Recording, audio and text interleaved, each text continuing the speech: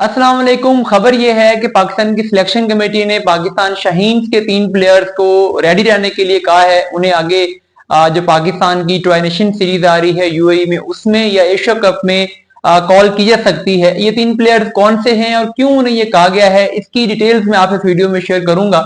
देखिए, जो पाकिस्तान टीम अभी वेस्ट इंडीज गई है, वैसे तो इन प्लेयर्स पे पाकिस्तान की सिलेक्शन कमेटी ट्रस्ट करना चाहती है, लेकिन बहुत सारे क्वेश्चन ऐसे हैं जिनके आंसर तभी भी पाकिस्तान को नहीं मिल पा रहे। जैसे पाकिस्तान के लिए मिडिल ऑर्डर की जो बैटिंग है, उस पर पाकिस्तान अभी भी स्ट्रगल करता हुआ नजर आ रहा है।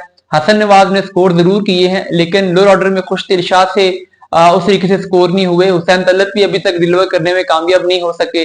मोहम्मद हारिस बैट्समैन जो है वो लास्ट सीरीज में स्कोर नहीं कर सके। तो बहुत सारे इफ्स एंड बर्ड्स हैं। तो यही वजह है कि सिलेक्शन कमेटी बैटिंग में, मिडिल ऑर्डर में और खासकर फिनिशिंग में एक बैकअप प्लान रखना चाहती है, और इस बैकअप प्लान के लिए राब्ता किया गया है हैदर अली से। हैदर अली को पहले जब पाकिस्तान की बांग्लादेश से होम सीरीज थी उसके लिए भी बुलाया जाना था, बट वो इंजरी की वजह से नहीं आ सके थे। फिर जिन प्लेयर्स को चांस मिला उन्होंने उस सीरीज में परफॉर्म कर लिया, जिसकी वजह से हैदर अली फिर नहीं आ सके। लेकिन पाकिस्तान शाहीन की उन्हें सिलेक्ट किया गया है। इंग्लैंड में वो पाकिस्तान शाहीन के साथ हैं। अभी जो लास्ट 3 ओडीआई मैचेस उन्होंने खेले हैं उसमें वो एज फिनिशर खेले हैं, और एक मैच में उन्होंने चेस करते हुए 56 बॉल पे 71 रन किए हैं, और तीसरे मैच में उन्होंने 40 बॉल पे 54 रन की इनिंग्स के लिए वो नॉट आउट गए हैं।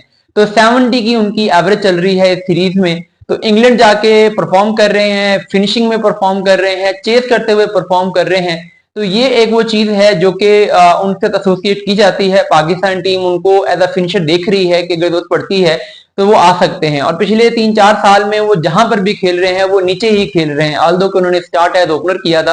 तो इसलिए उनको कहा गया है कि आप तैयार रहें, आपकी जरूरत पड़ सकती है।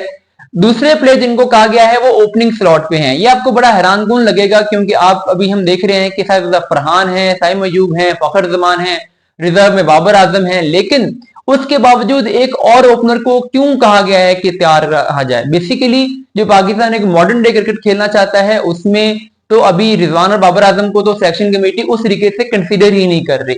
और जो बाकी 3 प्लेयर्स वहां पे खेल रहे हैं, अगर उनमें से कोई एक प्लेयर इंजर्ड हो जाता, इंजरीज हम देखते हैं आजकल वर्कलोड की वजह से बहुत सारी हो रही हैं इंटरनेशनल क्रिकेट में, पाकिस्तानी प्लेयर्स भी अक्सर औकात इंजर्ड होते रहते हैं।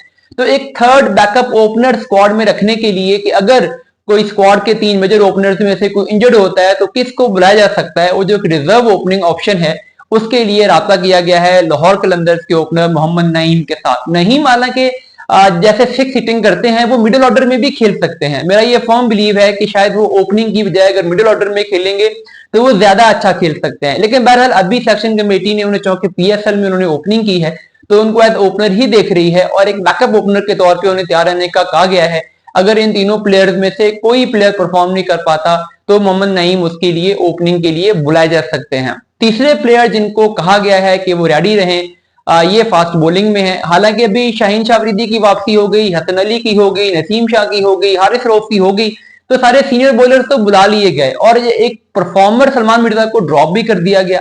इसके बावजूद सिलेक्शन कमेटी ने एक और फास्ट बॉलर को रेडी रहने के लिए कहा है फ्यूचर में, और ये आपको देखने में बड़ा हैरानकुन लगेगा। लेकिन फास्ट बॉलिंग एक ऐसा डिपार्टमेंट है कि इसमें आपके पास जितने भी ऑप्शन हो उतने कम है। अभी रिसेंट टाइम में पाकिस्तान शाहीन्स के लिए एक फास्ट बॉलर उबैद शाह खेल रहे हैं। उन्होंने वहां बड़ा जबरदस्त परफॉर्म किया है, स्विंग करवा रहे थे नई गेंद को बड़े अच्छे तरीके से। वो जो एक टिपिकल एक बॉलिंग होती है कि गुड लेंथ पे हिट करके इन स्विंगर करना, आउट स्विंगर करना, वो उन्होंने की है। 5 विकेट हॉल भी वहां पे उन्होंने लिया है। हो सकता है कि उबैद शाह एक सरप्राइज पैकेज के तौर पे आपको एशिया कप में पाकिस्तान के लिए खेलते हुए नजर आए।